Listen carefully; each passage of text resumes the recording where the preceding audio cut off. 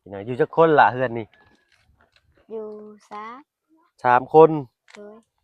พ่อแม่เจ้าเอ้าอยู่กับแม่อยู่กับแม่โดยพ่อไปไสซั่นปะกันแล้วฮะโอ้ยเดี๋ยวลูกชายชื่อว่าจะได้ประตูนี่น้ำพ้นน้องน้ำฝน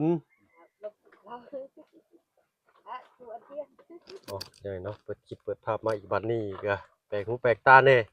เนาะอยู่กับกระท่อมน้อยคอยทางเนาะว้าโธ่เห็นทางอันบ่าวลี่เพิ่นลงคลิปไปพี่หน่อยเนาะน้องน้อยเพิ่นพี่หน่อยเนาะแขนหักว่าซั่นซะเนาะโอ้ยเอ้าสบายดีน้องล่ะโอ้ยเนาะชื่อว่าจั่งใดเจ้าน้องจำปาเอาใช้น้ำบ่าวติดไม้นี่ล่ะขออนุญาตเด้อปึ๊บใช้ละบาดปึ๊บเอาพี่หน่อยเนาะน้ำบ่าวมีชื่อว่าบ่าวเพิ่งเคยล่าเด้อโดยเนาะรู้จักอันบ่าวลี่บ่รู้จักบ่บ่าวลี่รู้จักรู้จักเนาะเฮ็ดอะไรอีหล่ะคือสิว่าแขนหักอันนี้ตกใส่เฮือนตกเฮือนนี่บ่โดยตกต่ำๆนี่ก็หักบ่โดยป๊าตกพี่หน่อยเนาะไปเฮ็ดอะไรคือสิว่าตกเฮือนลกลงขึ้นลงธรรมดาเฮานี่ตกโดยโอ้ยบันไดก็บ่มีพี่หน่อยเนาะโอ้เดี๋ยวเฮ็ดกินน่ะดิหลักไผ่ตลาดลงมาเฮ็ดกินอยู่ตารางเนาะโอ้ยแล้วก็ขึ้นไปว่าตกจ้อยพี่หน่อยเนาะ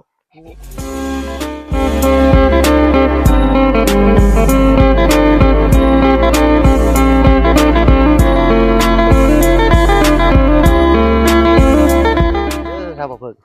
กับทักทายพี่หน่อยเนาะกับทักทายสบายดีผู้ใหญ่ใจดีและ FC เบิดทุกท่านอีกคือเก่าพี่หน่อยเนาะบ่ว่าทั้งฝั่งลาวฝั่งไทยและก็ทั้งฝั่งต่างประเทศก็ยินดีต้อนรับเข้าสู่ช่อง YouTube บ่เพิ่งเคยหลายเช่นเคยพี่หน่อยเนาะมื้อนี้ทางเฮาเนาะได้แวะเวียนกันเข้ามาพี่แหละบ้านห้วยยึงเมืองเซโปนแขวงสะหวรรณเขตพี่หน่อยเนาะเป็นเขตอีกเขตหนึ่งที่ทางลุงเฮิมเนาะได้ปลูกสร้างบ้านจองเรือนซ่านให้ทางสาวจังก็เป็นเสือน่ะเนาะอ๋อสาวค่ำพี่หน่อยเนาะแล้วก็มีทั้งน้องจังก็สาววงแล้วก็น้องวงกับหยังก็แม่ชาวนาอ๋อสาววงสาวนางสาววงกับน้องนางพี่หน่อยเนาะแต่ว่าเพิ่นไปเฮ็ดเวียกกันแหละพี่หน่อยเนาะเป็นหมู่บ้านเดียวกันเนาะก็เลยแวะเวียนเข้ามาเบิ่งอีกเพราะว่าทางเบาหลีเพิ่นมาเห็นน้องเพิ่นแขนหักชื่อเพิ่นอยู่บ่เบาหลีเจอเยอะอืมลักษณะเราเป็นจังไดเบาหลีคนขาวๆบ่โดยอืมเนาะบ่ได้เข้าโรงเรียนบ่อีหล่ะบ่เข้าโรงเรียนซ้ำเคยเข้าบ่หรือว่าตั้งบ่ได้เข้าเลยอืเคยเข้าอยู่เนาะเคยอยู่เบิ่งล่ะเซ่นะบ่าวขอปืดเบิ่งนี่ป๊อดโทไข่เหลืองๆอยู่เนาะมันข้นนะพี่น้อยเนาะว่าอะไรก็ได้ได้ไปหาหมอหาหยังเลยบ่ได้ไปเลยบ่มีแต่ให้ชาวบ้านเพิ่นหาสมุนไพรมาทามาเป่าให้นี่โดยน้องชื่อเจ้าได้ก็ล่ะแล้วบ่าวลืมเลยชื่อจำปาน้องจำปาพี่น้อยเนาะอายุจักปีล่ะ10ประมาณได้12โอ้12 ปีเนาะน้องเพิ่นบ่ได้เข้าโรงเรียนจำพี่น้อยเนาะในหมู่บ้านนี่บ่ได้มีโรงเรียนแล้วล่ะเนาะมีอยู่มีอยู่แต่บ่ได้เข้าโดยเนาะอยากเข้าบ่ถ้ามีโอกาสอยากเข้าบ่อยากอยู่อยากเข้าอยู่เนาะเนาะโอ้แต่บ่าวมากก็ลืมไปสั่งพี่น้องเนาะมีแต่ขนมเอาแต่ขนมมาให้น้องเพิ่นกินแหละเอ้าเนาะคนละเล็กคนละน้อยขอบใจโดยแก้วเหียนมาแล้วกินขนมหลายบาดเนาะยิ้มๆใช่ยิ้มปะลุงเพิ่นเบิ่งดูเนาะนะครับน้าบ่าวก็มีแก้วคือกันน้าบ่าวเขาไปใช้เอาซื่อๆเนาะบ่ต้องอายหลายเด้อเนาะเฮ็ดให้เฮาเป็นแล้วก็เป็นไปเลยเอพี่น้อยอยู่จักคนล่ะเฮือนนี่อยู่3 คน โดยพ่อแม่เจ้าเอ้าอยู่กับแม่อยู่กับแม่โดยพ่อไปไสซั่นปะกันแล้วฮะปะกันแล้วก็ใช่ผู้เป็นแม่เอ้า อยู่เพื่อนกับผู้ใดซะนี่อยู่กับน้องอันนี้แล้วก็แม่คนหนึงเป็น3อ๋อหน่อยเนาะแม่ไปรับจ้าง โดย เพิ่นไปเฮ็ดเวียกหยังล่ะฮู้อยู่บ่ คนมันต้น อ๋อคนมันต้นอยู่ในไร่เพิ่นนี่บ่สาวอืมเนาะรับจ้างอยู่บ้านเฮาก็ได้มื้อละแสนแสนห้าอย่างนี้นะพี่น้อยเนาะใช้บ่เป็นรับแล้วบ่โทรศัพท์กันน่ะยังอยู่พี่น้อยเนาะโอ้ยใช้อันผู้น้องเจ้าลาวะลีดูหะมานั่งน้ำเอื้อยจะดูหะ ป้าถูกเลยเอา เอ้ย เรืออัด จักปีเลยน้องเจ้านี่ฮึ เอาอย่าเอาแค่ ใช่พี่หน่อยเนาะเบิ่งก่อนปาโตเนาะยี่ที่เบาลี่เพิ่นได้เข้ามาเห็นใช้บักหลาบ่พี่ทุกบักละใช่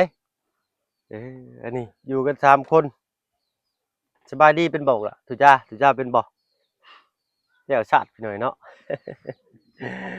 เรายังตื่นอยู่เนาะโอ้ใช้อันเฮือนอันเมียพ่อตู้พ่อตู้อันปืนแก๊ปฮู้อยู่บ่พ่อตู้ที่เพิ่นเป็นทหารหั่นน่ะ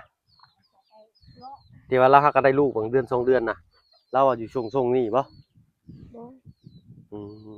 ย พี่น้อยเนาะก็สิได้แวะลงไปเบิ่งเพิ่นอีกพี่น้อยเนาะจักเล็กจักน้อยทีมงานกลับมาหาเที่ยวมาหาเพิ่นเบิ่งเพิ่นอยู่พี่น้อยเนาะทาง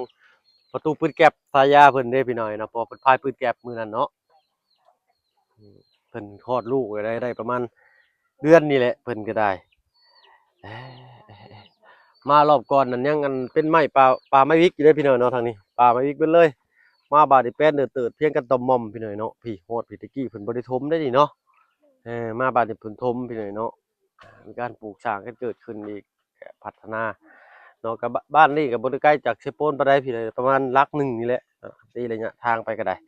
เออเนาะอยู่กัน2 คนเอ้ยน้องท่านซันนะทางนาบ่าวสิไปอันทางอื่นก็ได้ซันเด้อ โดย เนาะอีหล่าอยู่เฮือนอยู่ชานกับน้อง2 คนติกินข้าวกินน้ำได้ซะละไผเฮ็ดข้าวเฮ็ดน้ำสู่กินบัดนี้หึเฮ็ดกินเองบ่หรือว่าแม่เฮ็ดปลาไว้ให้ หึ จะเฮ็ดกินเองบ่หรือว่าอันแม่จะเฮ็ดปลาไว้ให้คงอยู่คงกินนะ แม่ให้ป้าไว้ แม่เฮ็ดปลาไว้เนาะ โดย ปกติถ้าว่าแขนเจ้าบ่เจ็บนี่ก็เฮ็ดกินก็เป็นอยู่บ่ล่ะ เป็นอยู่ อ๋อแต่น้องเพิ่นเจ็บแขนพี่น้อยเนาะปกติส่วนมากเด็กน้อย8 ปีหรือว่า10 ปี11 12 ปีนี่ทางนี้เพิ่นสิ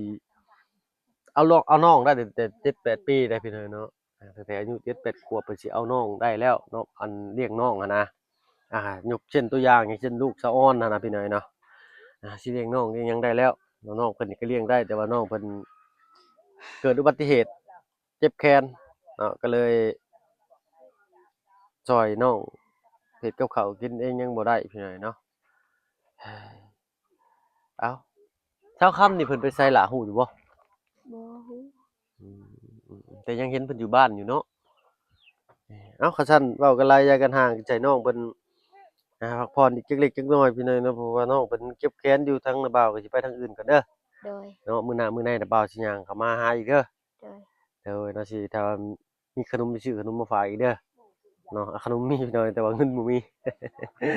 เอ้าคันซั่นสบายดีปะลุงแน่ สวัสดี เด้อเนาะใช้นาบ่าวเขาไม้นี่ล่ะขออนุญาตเด้อน้องจำปาพี่น้อยเนาะอายุ12 ปีว่าซั่นซะเกิดอุบัติเหตุในบ้านทองขึ้นศาลเจ้าของเนาะโอ้อยู่แถวนี้เลยพี่น้อยเนาะเพื่อนเพิ่นเบิ่งก่อนบอกลงไปเบิ่งก่อนปึ๊บนี่เนาะทางประตูเพิ่นบอกว่าอยู่แถวนี้พี่น้อยเนาะอ้าย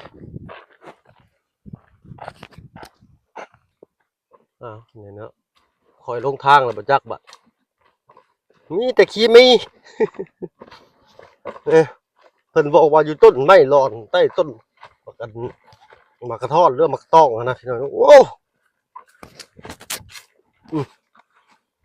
โพดโพทางนี้เนาะพากันวางระเบิดไว้ทุกที่ทุกแดนอันนี้ใส่เพิ่นอยู่ใส่ปึ๊บใหญ่เนาะไปย่างหาอันควบห้องประตูเพิ่นก่อนเพิ่นว่าอยู่โกกไม่หลอนมันค่อยลงทางบ่บัด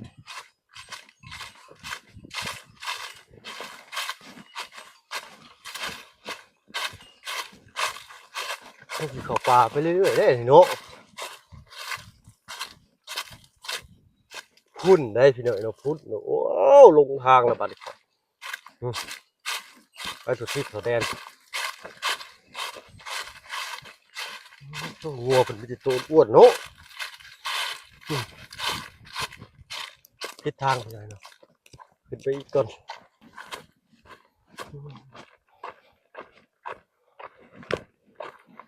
ร้อนแดดผิดทางพี่น้องผิดทาง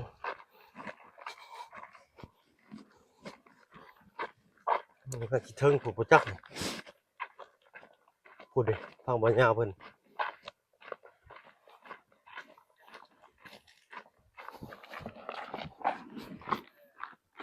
ลงนี่บ่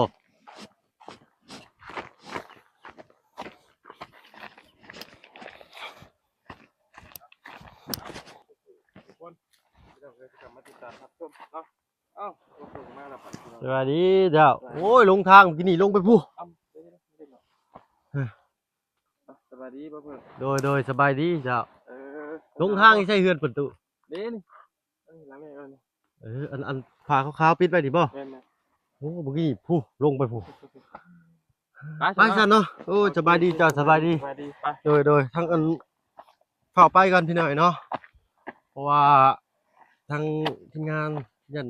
จะฝากไปทางอื่นกระเตาลือแม่นบ่น่ะโอ้เจ็ดย่างน่ะแม่นลูกอ่อนซ้ำพี่หน่อยเนาะ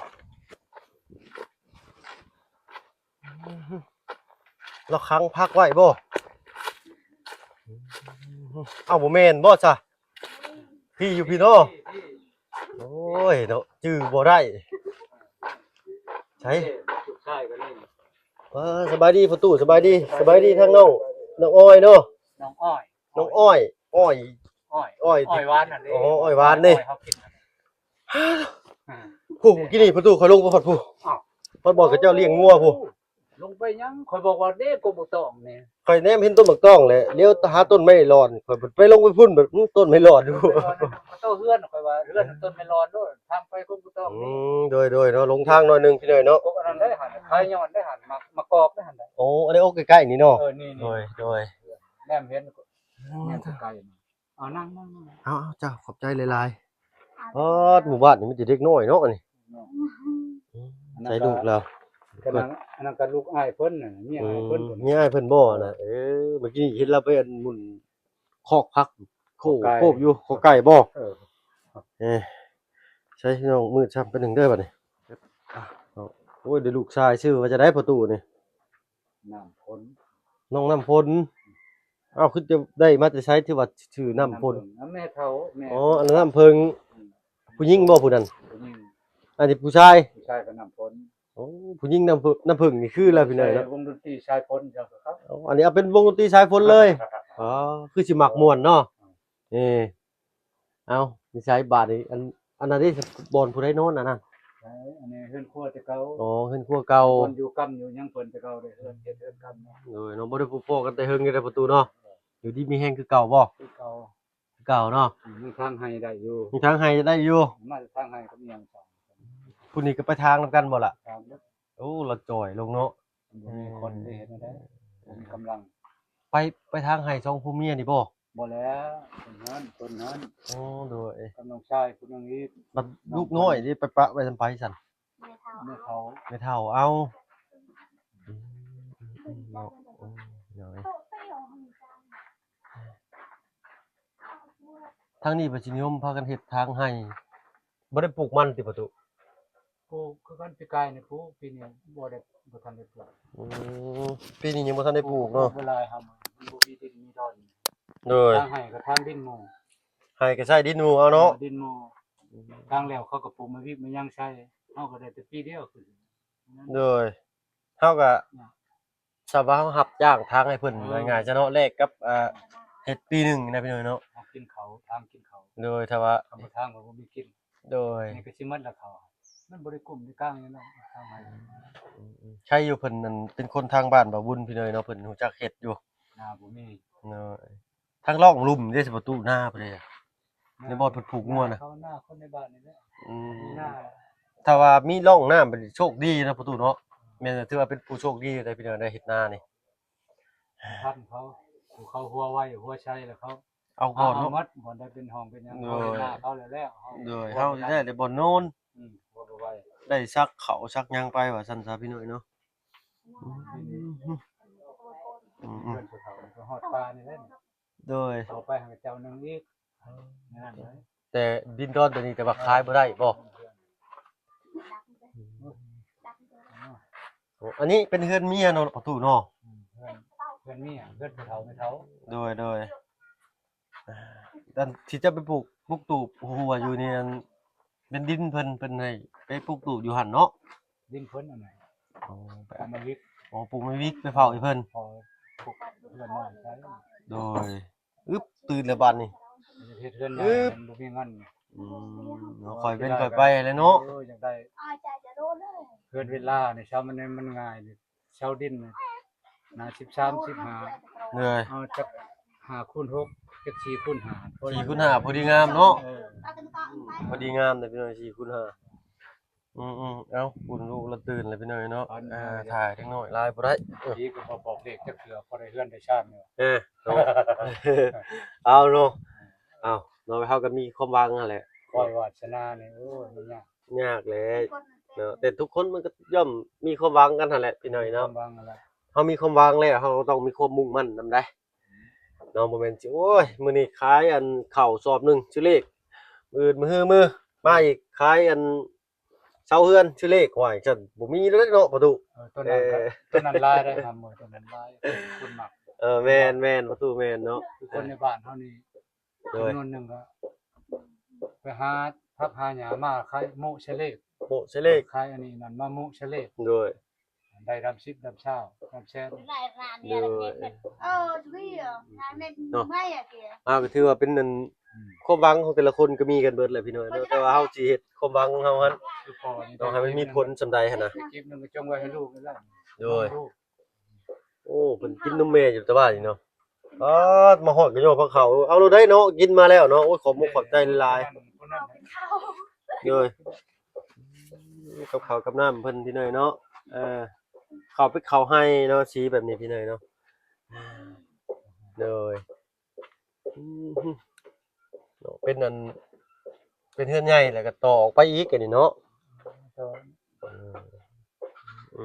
บ่เคย เขาก็นอนอยู่หั่นแหละ นอนอยู่เทิงพุทธ เออ อันอยู่นี่ได้เสียไปนอนซะ อยู่นี่แล้วมีแต่ลูกแต่เต้าคนเดือนอื่นมานอนก็มี โดย เต็มหมดบ่นอนนอนฟรี ทางนี้สิเป็นจังซี่เนาะแม่นบ่ประตู ใช่ เพราะว่าอันหมู่คู่สิมาขอนอนนำนะ มีผู้หนึงคนเพื่อนอื่นมานอนนำ โดยบ่ว่าทั้ง บ่มีเพื่อนนอนเด้ โอ้แม่นได้เวลาเพิ่นมาอาศัยนำทางเจ้าของเฮือนนี่นอนพุ่นเนาะ เขามีทางนอนพุ่น โดย นั่นเอื้อยนี่กับพวกเพิ่นก็นอนพี่มัน โด มี ย สวมเดียวนะ โดย ใกล้นั่นก็น้องชายจังก็นอนตามนี้ โอ้จักคนประตูจักคนในเฮือนนี่ มันฮอดโอ้ยตอบ โอ้ โหเลยจะให้พ่อมานอนได้นอนนั่นนี่โอ้ยอมแล้ว แม่นแล้วพี่หน่อย นอ เนาะ น ก็ต้อง คนจะหัวสิหัวก็ยามันน่ะนอนอยู่หั่นอ้าวโอ้ย โดยเอาทางประตูเพิ่นปุ๊บกระท่อมน้อยคอยนั่งอยู่จอมภูผมพี่หน่อยเนาะโอ้อากาศดีเลยประตูเอ้ยเนาะ คอยนางคอยเมียบ่ไปจักเทื่อน อ อนบ่ได้ เอาเว้านัวขมวนพี่หน่อยเนาะเอาได้ลูกเลยก็ยินดีนำพี่หน่อยเนาะสมาชิกใหม่ว่าซั่นซะเอาเขาซั่นทางอันนานสิไปทางอื่นก็เลยประตูเด้อเนาะอยู่ที่มีแฮงคือเก่า เนาะ ก็จะมี เจ็บอยู่ได้ไข่อย่ามีเนาะคันเจ็บมาแล้วก็อย่าอัปปีกับอันยาซาร่าเท่านั้นแหละเนาะเอาเนื้อของมันพี่หน่อยเนาะเอาให้เพิ่นกินข้าวไปก็เด้อซะเด้อเด้อเนาะสบายดีเบ่ทุกผู้ทุกคนโตฮักเคยขึ้นมาเทื่อครั้งแรกเด้อพี่หน่อยเนาะทางนี้ก็ได้เอาไปก่อนประตูเนาะ เจ้าโดยปะโธ่ไปทางนี้ก็ได้ได้ในประตูแม่นบ่เมื่อกี้นี่ลงทางพี่หน่อยเนาะเขาคือสิจื้อได้ดอกไปทางเก่านี่แหละบัดนี้เนาะ ไปทางนี้โตสิไปเลยผมบ่ได้แล้ว ด้วย ลงนี้เด้อ โดยขอบใจประตูขอบใจพี่หน่อยเนาะ นั่นแหละพ่อลืมชื่อลูกนั่นแหละ ชื่อว่าบ่พึ่งเคยล่าเจ้า บ่าวเพิ่ง โดย บ่าวเพิ่งเคยล่ะ โดยเนาะเอาพี่หน่อยเนาะเนาะเอา ประตูปืนแก็บพี่น้อยเนาะสายาเพิ่นเพราะว่าเพิ่นได้แบกปืนแก็บย่างเลาะโคกเด้เนาะเอ้าแค่คิดมาลืมย่างแถวนี้นี่ต้องระวังเด้อพี่น้อยเนาะเพราะว่าเพิ่นสิพากันวางเพลิงไว้สาทรายได้เนี่ยชายเหยียบแล้วก็ขึ้นรถแล้วก็แล่เขาแล้วจ้ะเว้ย อืมไปพี่น้องไปสำหรับคลิปนี้กับบุมีหยังพี่หน่อยเนาะมาแวะเวียนเบิ่งในเขตที่เราเคยแวะเวียนมาช่วยเหลือเล็กน้อยเบื้องต้นนะเนาะไปพี่หน่อยเนาะสำหรับคลิปนี้เท่าบ่เพิ่นก็สิขอตัวลำลาก่อนเนาะพอคลิปหน้าเด้อพี่น้องเด้อเนาะไปแล้วพี่น้องสบายดีเจ้า